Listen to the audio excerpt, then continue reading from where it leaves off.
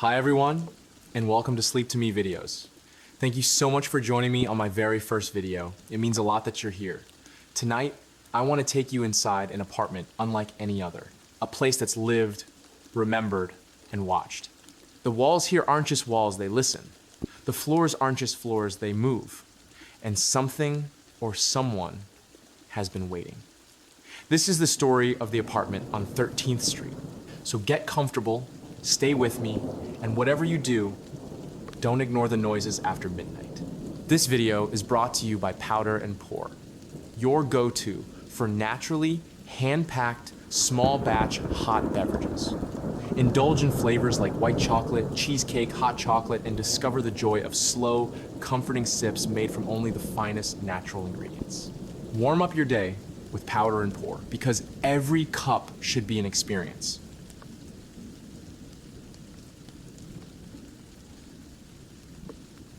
The Apartment on 13th Street, Part 1. The new place. The building didn't look haunted. It just looked tired. A narrow brownstone wedged between a shuttered laundromat and a vape shop. Its brick facade was cracked in polite, symmetrical lines, like an old face that smiled too often. The realtor had called it affordable, which was a polite way of saying cheap and slightly cursed by the economy. The apartment itself was on the top floor, Unit 4B. A one-bedroom with warped floors, yellowed walls, and a faint hum from somewhere inside the pipes that sounded like a throat clearing. Still, it was a step up from living with roommates. When the protagonist, let's call them Alex, moved in, the building seemed normal enough. The neighbors were quiet. The hallway smelled faintly of bleach and old coffee. The sound of the city below was muffled by distance. Alex worked remotely, which made the move easier. Most days were spent at a laptop by the window, the one that looked out over 13th Street. The street was busy during the day, buses, voices, barking dogs. But by midnight, it was dead silent. That first night, Alex lay awake longer than expected. The apartment creaked constantly, like it was settling around them, testing their weight. The radiator ticked. A fridge motor hummed. And then, just as Alex's eyes started to close, came the sound, faint, rhythmic, of footsteps above. Except there was no floor above. The building only had 4 stories. Alex sat up, listening. The sound stopped.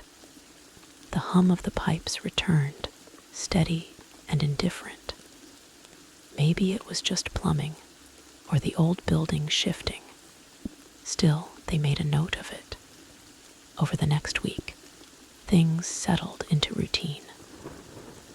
Work, microwave dinners, Netflix, sleep. The kind of lonely rhythm that starts to blend days together. But the noises continued. Always after midnight. Sometimes soft, like packing. Sometimes sharp, like something heavy being dragged. When Alex asked the building manager, a man named Mr. Delaney, about the sounds, he just shook his head.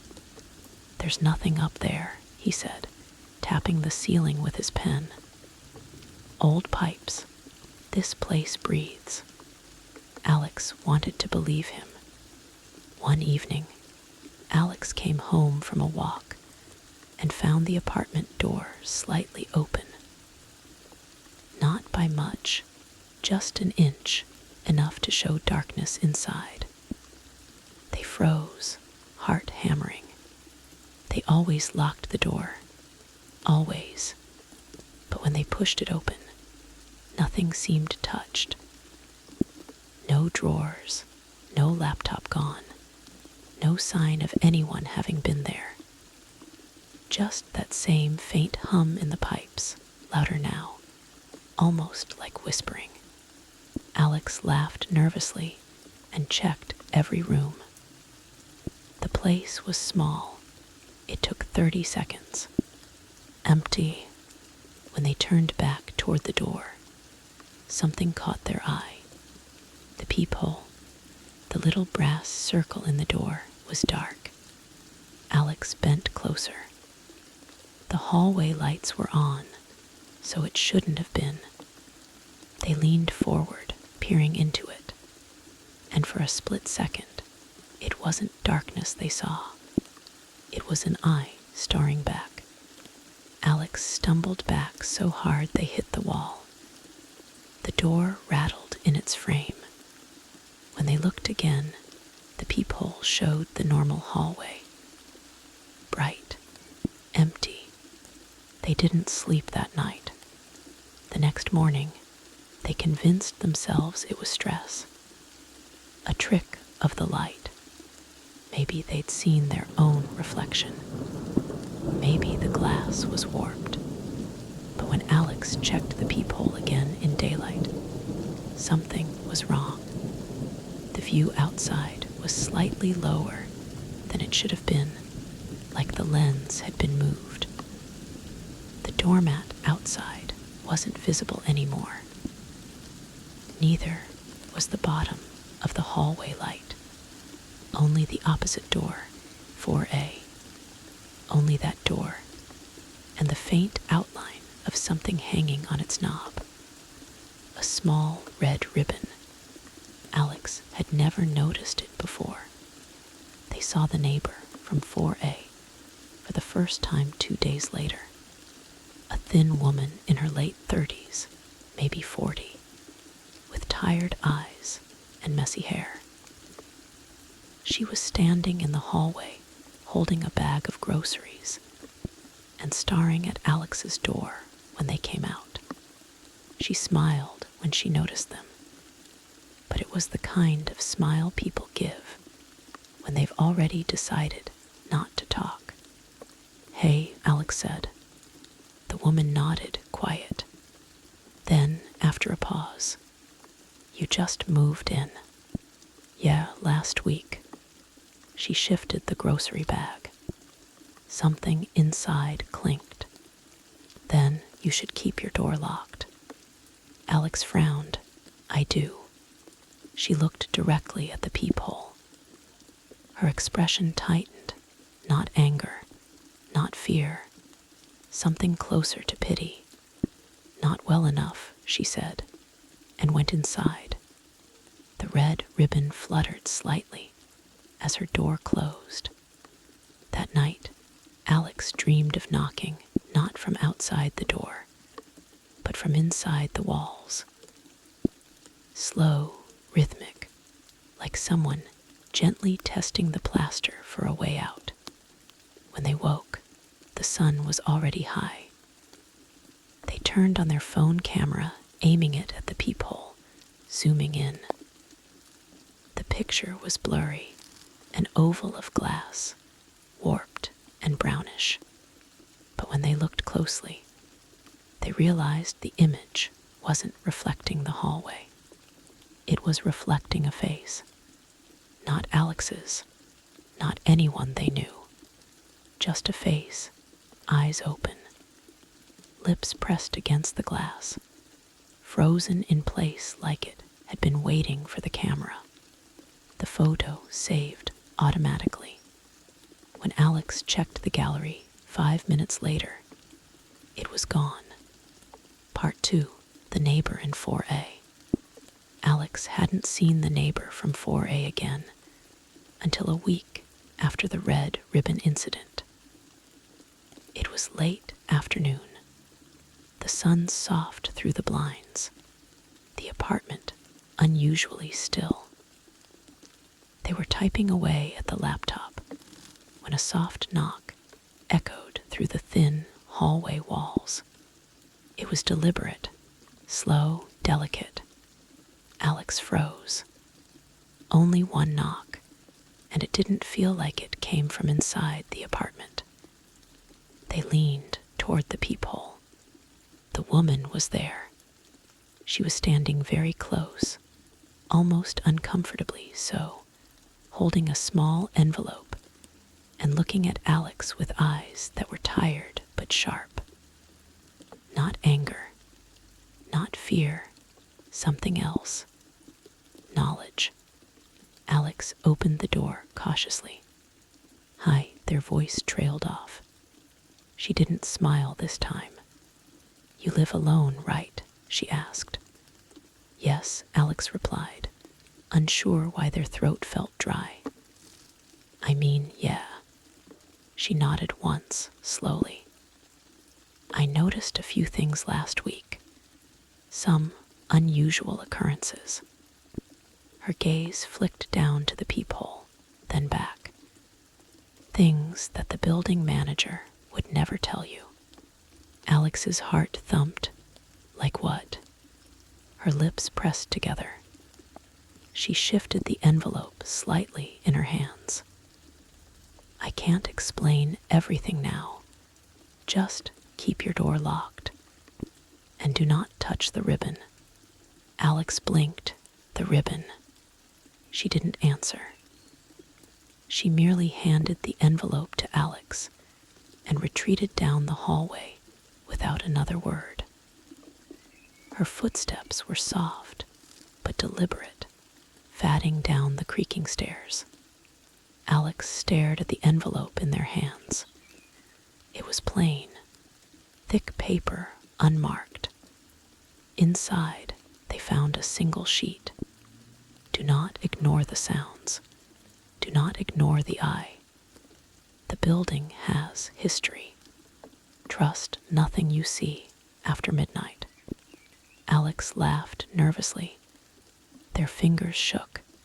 History, the sounds, the eye in the peephole. They put the note down and tried to rationalize it. Maybe the neighbor was eccentric. Maybe she had experienced some stress-induced hallucinations herself. But the memory of the eye in the peephole and the inexplicable change in the hallway view during daylight refused to let them feel calm. That night, Alex could hear the building again. The usual hum from the pipes, the radiator's tick, the faint creaking. But now there were new sounds.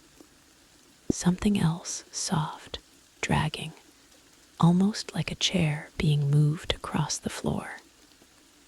The sound was coming from above. There was no floor above.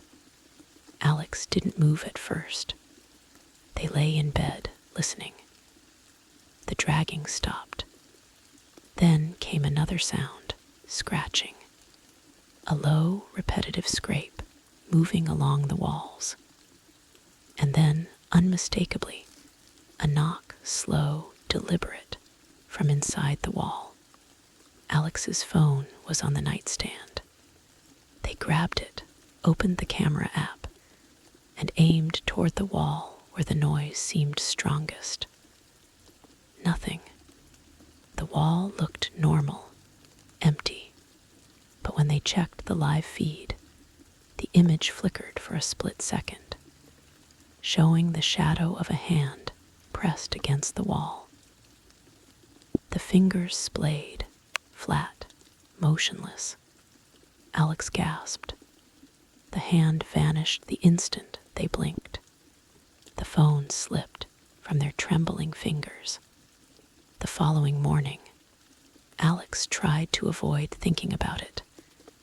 They opened the envelope again. The note offered no clarity, just a warning. When they peeked at 4A, the neighbor was gone. There was no sign of her, not a sound, not a shadow. Only the red ribbon, fluttering slightly, pinned to her doorknob as though she hadn't moved it in days. Alex tried calling Mr. Delaney, but the line was always busy. He wouldn't answer emails either. The building, it seemed, was suddenly silent or actively uncooperative. Alex returned to work, forcing themselves into routine.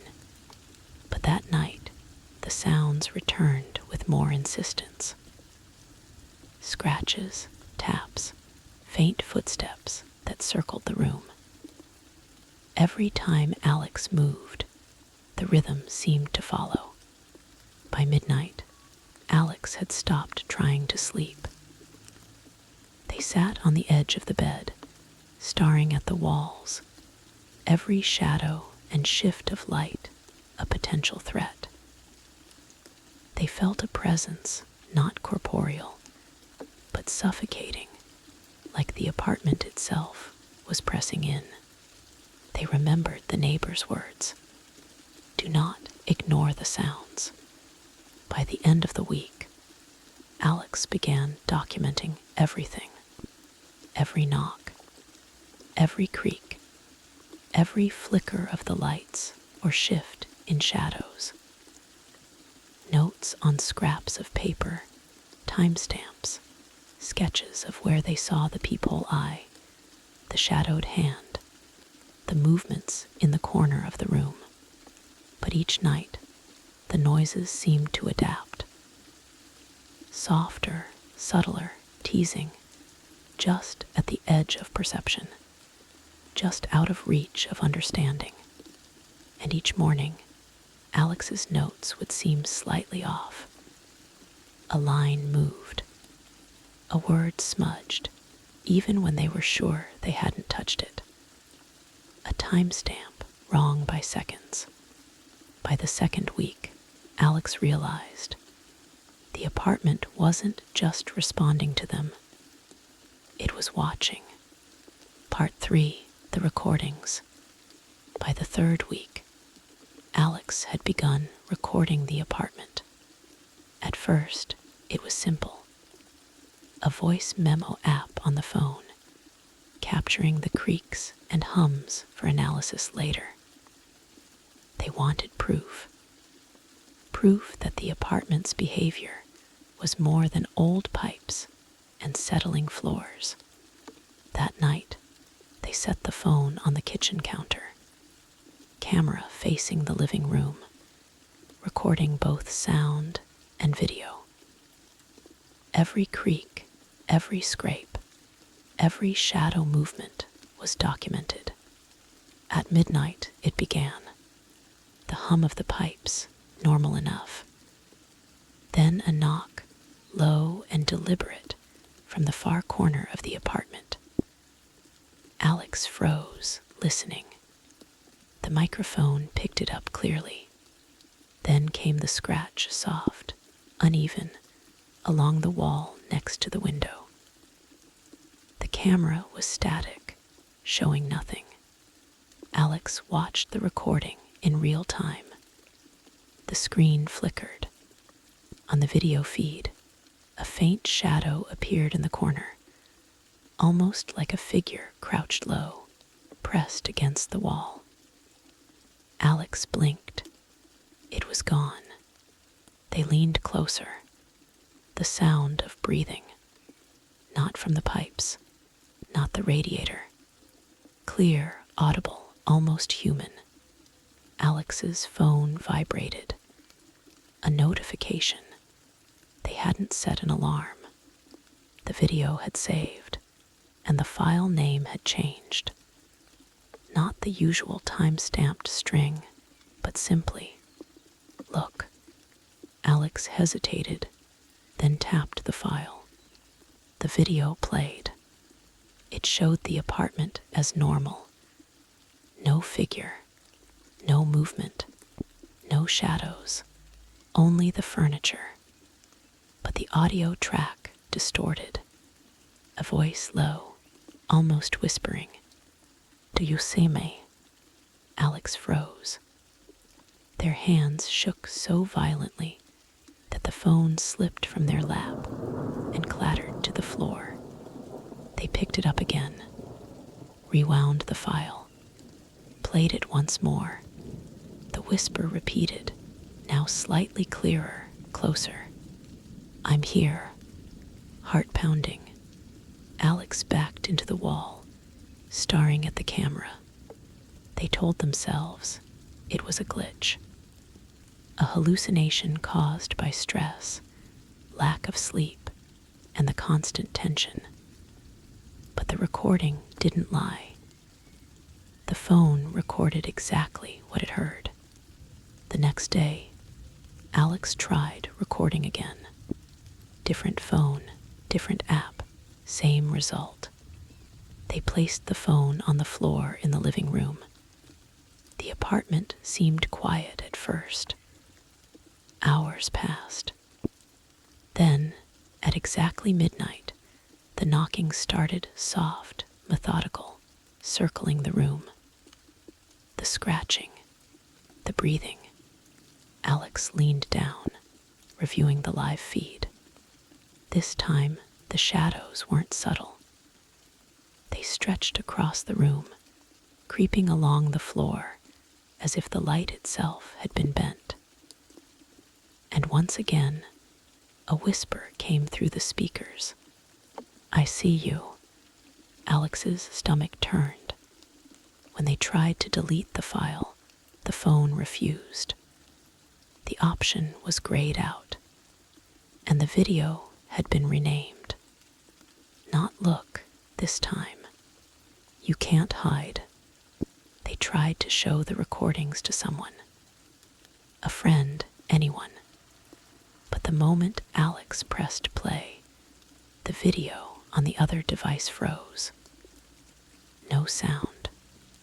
Only a still image of the apartment, normal, empty, innocuous. It was as if the recordings were only alive for Alex. By now, Alex barely slept. The walls creaked and moaned, the radiator ticked, the lights flickered. The apartment was alive with subtle, inexplicable movements, almost imperceptible. A shadow shifting slightly behind a lamp. A chair moved a few inches closer to the center of the room overnight. Each morning, the recordings would remain on the phone, renamed with new messages. Sometimes a single word, "Watch." Sometimes a short phrase, "I am here." And each day, Alex felt the apartment watching them more intently. The knocks and scratches came closer. The corners of the room seemed darker than the center. Even the furniture felt deliberate, as if arranged to surveil rather than serve. By the end of the third week, Alex had stopped trying to rationalize. They stopped recording, stopped leaving lights on, stopped expecting normal. But the apartment didn't stop. The whispers continued. The scratches along the walls. The knocking, sometimes timed, sometimes random, but always present.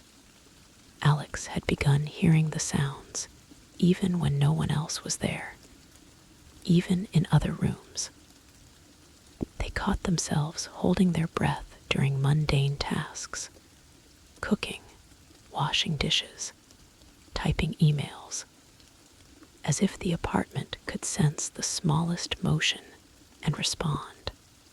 And every morning, Alex checked the peephole. Always the same. Nothing. Hallway empty. The red ribbon on 4A fluttering faintly as if it had caught a slight draft. Yet every night, the whispers returned. By the fourth week, Alex had stopped sleeping entirely in anything resembling normal cycles. Days and nights blurred into one long, oppressive stretch. Work became a haze of staring at a laptop, punctuated by the constant, subtle noises of the apartment. The pipes had begun speaking. At first, it was faint, almost imperceptible. Just a shift in the regular hum, a rhythm in the ticking of the radiator that seemed deliberate. But soon, words emerged, muffled, indistinct, like someone speaking behind a thick wall.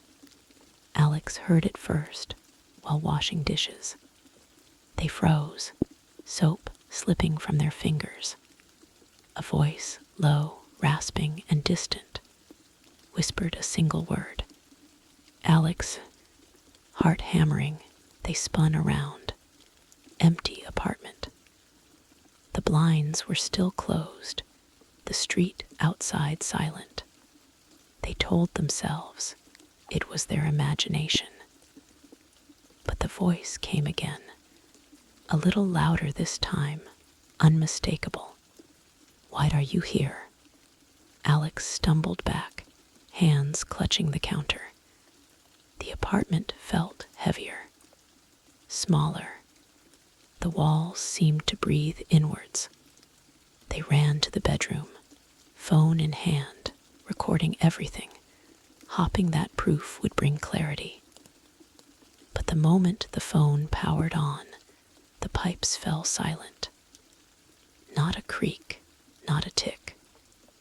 Nothing. Hours later, as night fell, the whispering returned. "You see too much." Alex sat on the bed, trembling. They tried to rationalize.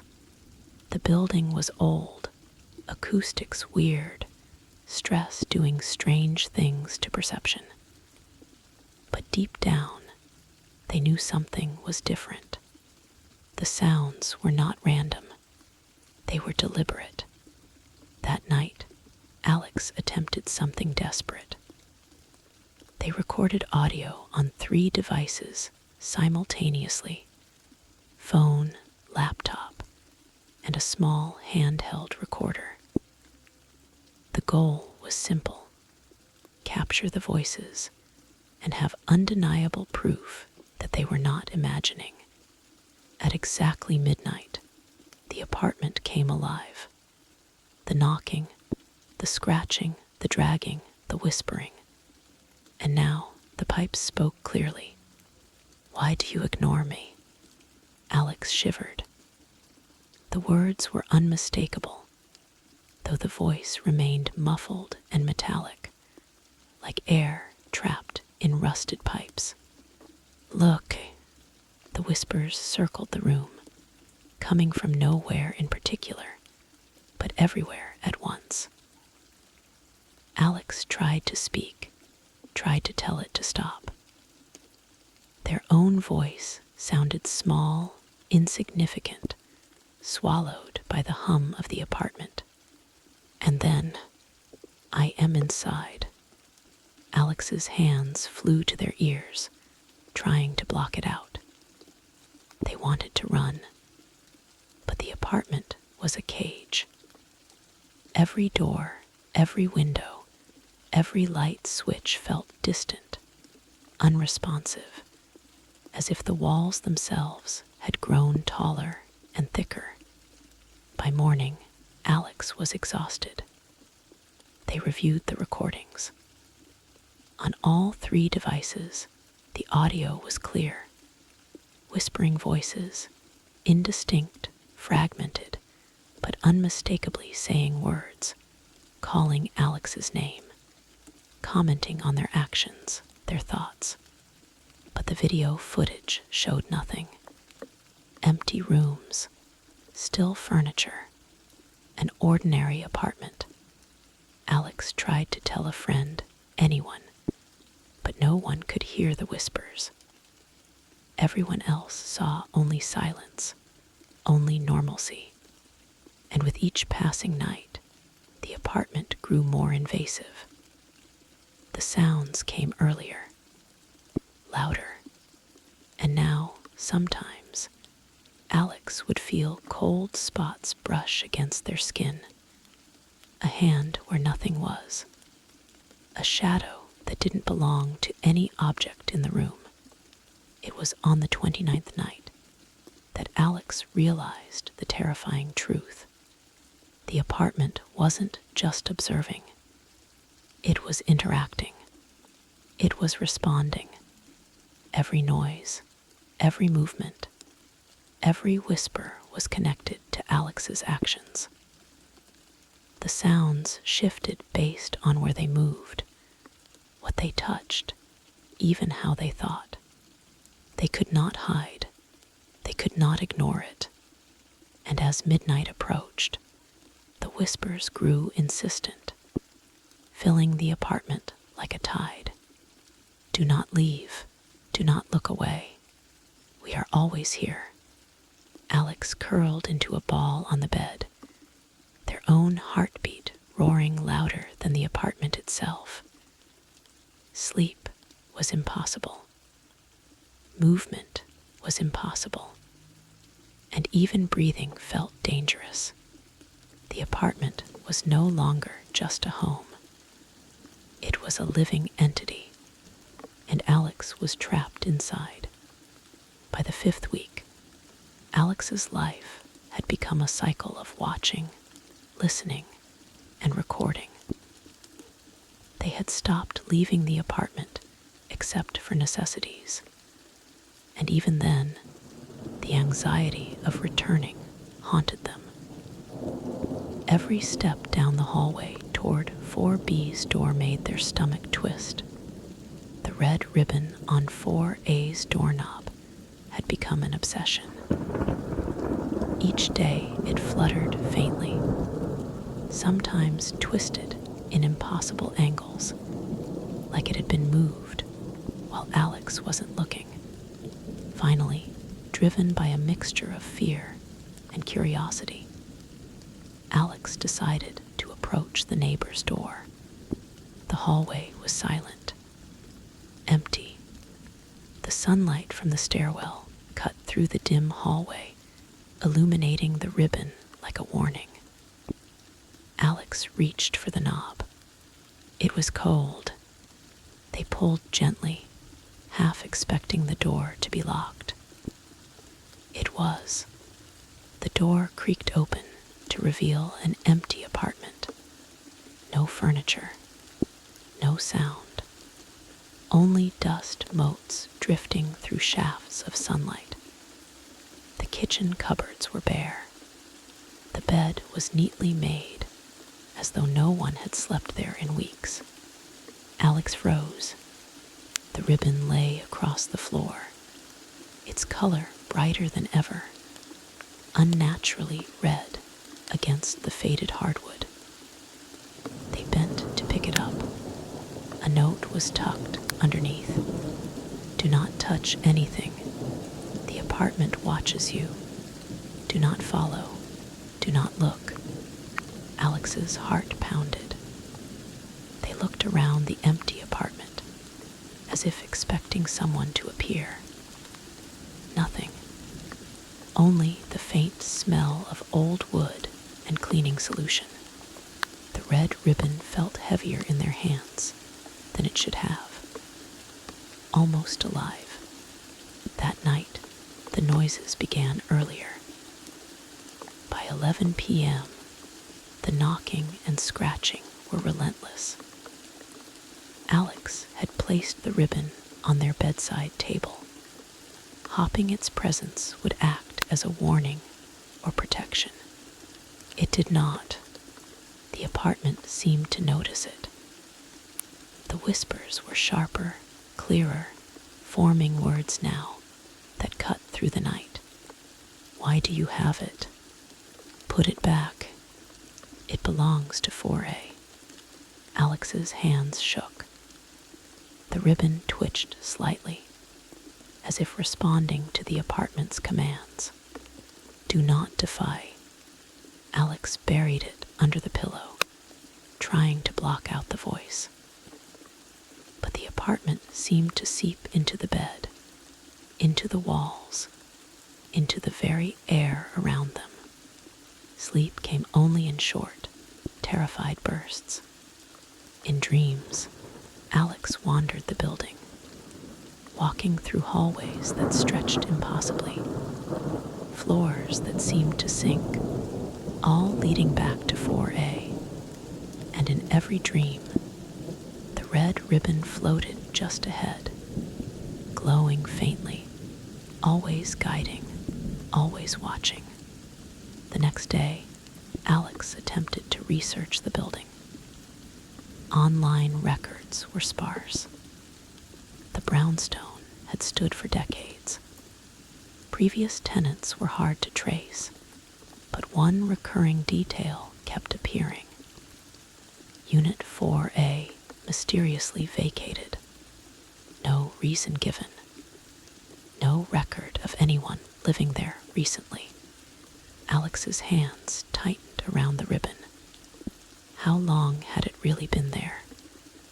Weeks, months, years. The woman they had met in the hallway, had she ever really lived in 4A at all? That night, the apartment escalated. The whispers were no longer confined to the pipes. They came from the ceiling, the floor, even behind Alex's eyes. Return it. Return it. Return it. The ribbon leapt from the bedside table, floating midair for a fraction of a second before hitting the floor. Alex scrambled, grabbed it, shoved it into a drawer, and locked it. The apartment remained restless. Shadows clung to the corners of the room. Scratches and knocks moved around the apartment, as though whatever controlled it was searching. By midnight, Alex realized something terrifying. The red ribbon wasn't just a warning. It was a link, a conduit between the apartment, 4A, and the presence that had been whispering their name for weeks, and the apartment would not allow them to sever it. As the 5th week closed, Alex understood the truth. They could not destroy the ribbon. They could not abandon it.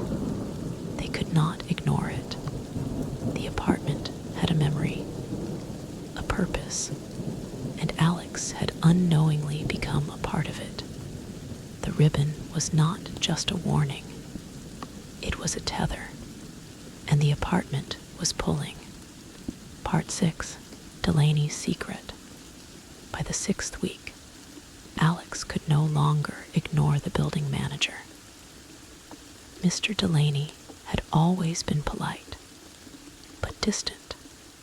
A man who seemed as old as the building itself, like a caretaker of secrets too heavy to carry. Alex decided it was time to confront him. They stepped into the lobby just after dusk, the hallway lights casting long, tired shadows. Delaney was behind the front desk, reading a ledger with thick fingers and a quiet intensity. "Mr. Delaney," Alex began, voice steady despite the tremor beneath it. "I need to know about this building, about 4A. Delaney looked up slowly, eyes narrowing. For a moment, it seemed as though he were weighing whether to respond at all. "You've noticed things," he said finally, almost a statement rather than a question. "Yes, the noises, the red ribbon, the whispers. I need to know what's going on here." Delaney sighed, leaning back. "You shouldn't know any of this, but I suppose it's too late." He gestured for Alex to follow him to a small office at the back. The air smelled faintly of old paper and cleaning solution. A single lamp cast a warm circle of light on the desk. Delaney pulled out a thick binder. Its cover read, "Tenant Records 4A. You want history," he said. Here it is. 4A hasn't been occupied in decades, not officially. There was a family years ago who vanished. No trace. The building went through renovations, but that floor, something never settled. The walls, the pipes, the apartment itself, it holds echoes, memories, if you will, of whoever lived there last. Alex frowned. Memories? You mean like it's haunted? Delaney shook his head. No, not ghosts, not spirits. That's a child's tale. But the building, it reacts, responds. When someone new moves in, it adapts. It observes. It remembers patterns. And some things, like the ribbon, act as stabilizers. They keep it from changing too quickly, or from breaking the fragile equilibrium that keeps the entire structure from collapsing. Alex's mind reeled. You mean it's alive? In a way, Delaney said. Not alive like you or me, but reactive. The building has long memories, long patience, and it doesn't like interference. It punishes recklessness. That's why the noises, the shadows, the whispers, they're warnings. You need to respect them, especially the ribbon.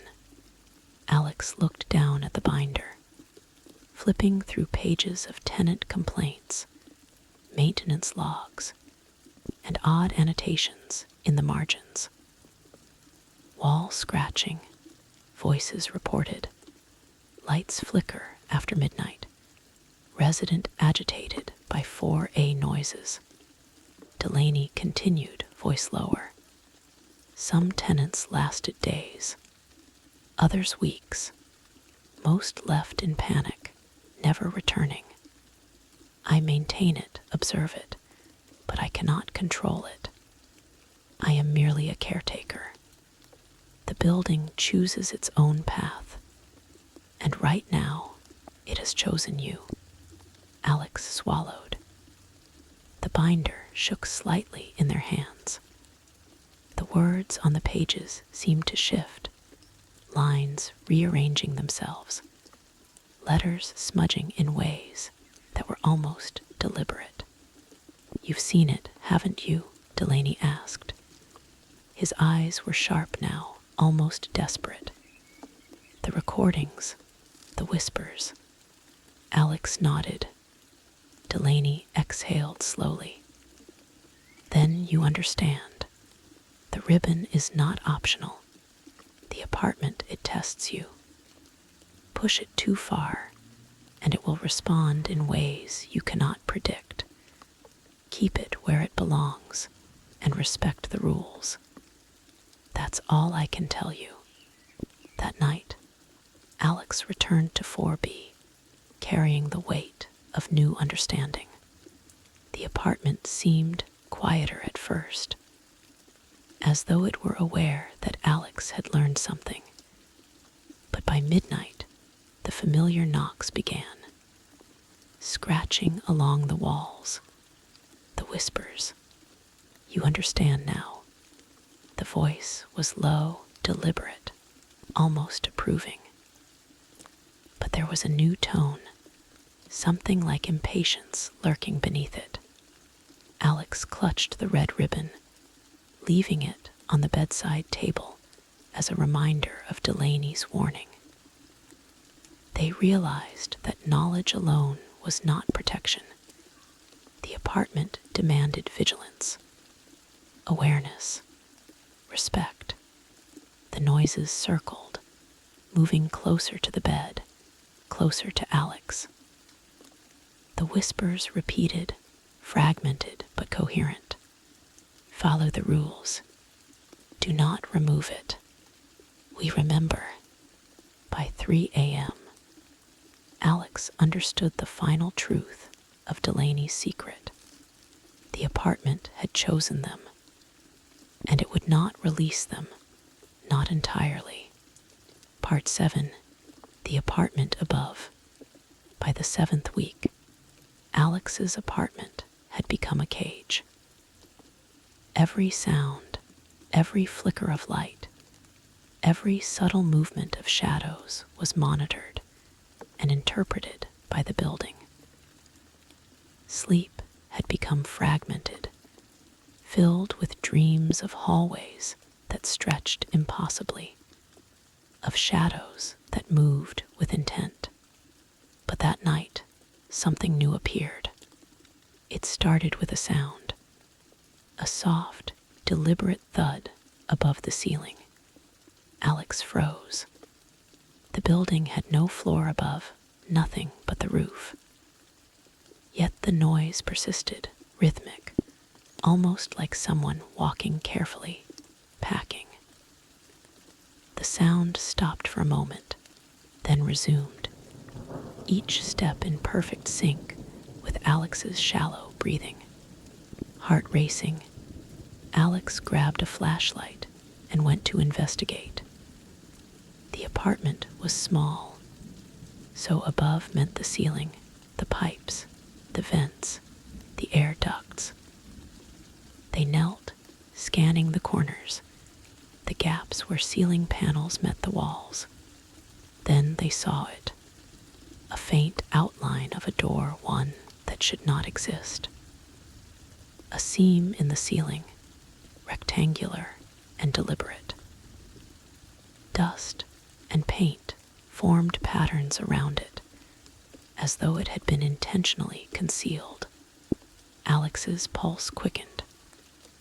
The red ribbon, still on the bedside table, seemed to quiver. With trembling hands, they climbed a chair and pressed their fingers to the edge of the hidden panel. It was loose, slightly movable. The noise above stopped. Alex held their breath, gently pushing. The panel gave way with a soft creak, revealing a narrow crawl space. Darkness stretched above them, the air stale and cold. A thin beam of light from the flashlight illuminated dust, motes drifting in the air. It smelled of old wood, mold, and something metallic. Alex leaned forward, shining the light into the crawl space. And then they heard it, a faint whisper from above, just a syllable, almost a breath. Alex, they froze. The apartment above, the space that should not exist, had a presence. A subtle but undeniable force. That night, Alex sat at the edge of the bed, flashlight ready. Every noise in the apartment seemed amplified. Every creak and drip part of a language they were beginning to understand. The red ribbon on the bedside table vibrated subtly, as though reacting to the presence above.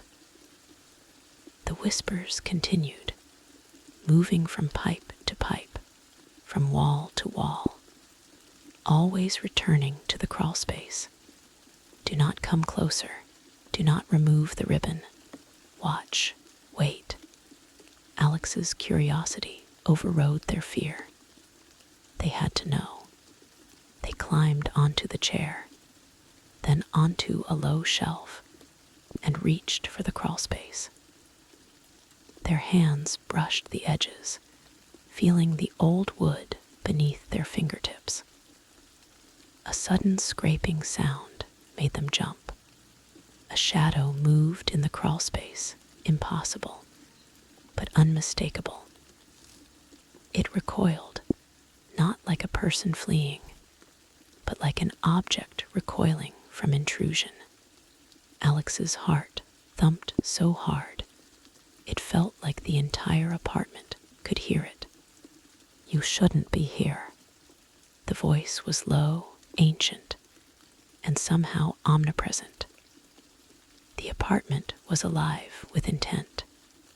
Alex realized that the crawl space was a threshold. A part of the building that connected the apartment not just to the physical structure, but to the memory and awareness of all who had ever lived in 4A and 4B.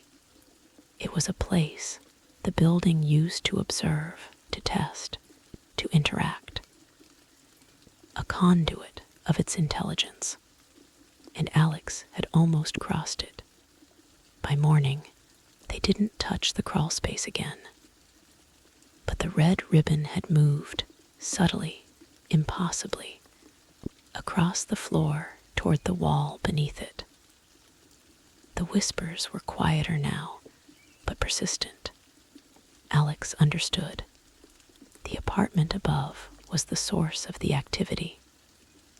Not ghosts, not hallucinations, not supernatural forces, but a highly reactive, extremely intelligent structure. A building that remembered, observed, and controlled. And the ribbon was a stabilizer, a warning, a tether, a link to maintain balance between the apartment's awareness and Alex's presence. They sat at the edge of the bed, holding the ribbon tightly, realizing that they were now part of the building's ecosystem. They had been chosen, tethered, and observed, and there was no escaping it. Part 8, the reflection of the hallway. By the 8th week, Alex had learned to live with the apartment rather than in it. Their days were consumed by careful observation, note-taking, and avoidance of triggers. Their nights were filled with whispers, subtle movements, and the ever-present red ribbon. But the apartment was escalating. It began with the mirrors. At first, it was small, reflections slightly delayed, shadows shifting behind Alex, even when the room was empty. Then the distortions became clearer. When Alex passed a mirror in the hallway, the reflection did not match their movements precisely. Sometimes it lagged. Sometimes it moved independently, gesturing, tilting its head, or staring with eyes that seemed wider, darker. One night, after midnight, Alex returned from the bathroom to find a new anomaly. The hallway, which they had memorized intimately over these weeks, appeared altered in the mirror. The walls stretched slightly. The doors were farther apart, and the opposite end glowed faintly with a red hue. The reflection showed the red ribbon hanging from 4A's doorknob, though in reality it was folded in their drawer. Alex froze. A whisper echoed, soft, indistinct, but urgent. Do not look away. Step by step, Alex approached the hallway mirror, flashlight in hand. The reflection mimicked their movements until they raised the light. Then it paused, tilting its head in a gesture of deliberate observation. Alex realized, in sudden clarity, that the apartment's awareness had manifested fully in the reflective surfaces. Mirrors, windows, and even polished floors became interfaces. The building could watch them, interact with them, and communicate through distortions. You understand now, the whisper came again, flowing from all directions at once. Alex's own reflection spoke, mouthing words in perfect synchronization with the whispers. We see everything. We remember everything. You are ours. Panic surged. The walls seemed to close in. The lights flickered violently. Shadows coiled around corners, elongating unnaturally, as if the apartment itself were moving just beyond comprehension. The red ribbon, still clutched in Alex's hands, vibrated violently, pulling their fingers taut. They understood the truth. The ribbon was not just a tether. It was a lifeline, a channel of control, and a warning. Remove it or fail to respect it, and the apartment's memory and awareness would consume them entirely. Alex stumbled backward toward the bedroom. The mirrors in the hall now reflected dozens of them, dozens of Alexes, all frozen, all staring with wide, terrified eyes. Do not leave. Do not resist. We are always here. Alex sank to the floor, pressing the ribbon to their chest. The whispers softened. The shadows receded slightly. The mirrors returned to near normal. The apartment was aware. It had tested them, and it had decided they were to remain. By the first light of dawn, Alex understood the final, terrifying truth. The apartment was alive. It remembered everything. It adapted, observed, and controlled. And Alex was no longer just a tenant. They were a part of it. The red ribbon rested quietly on the bedside table. A reminder, a warning, a lifeline. And the hallway, and every mirror within it, reflected not just reality, but the building's consciousness. Alex's reflection stared back, wide-eyed and terrified. And for the first time, they accepted it. They were no longer alone. They never would be again.